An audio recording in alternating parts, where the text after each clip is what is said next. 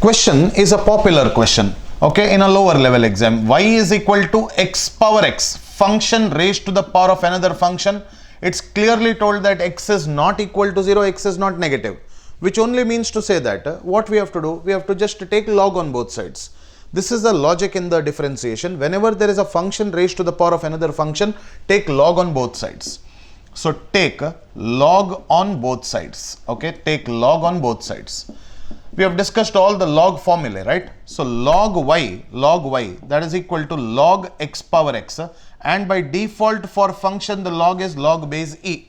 Okay, so log y, that is equal to x log x.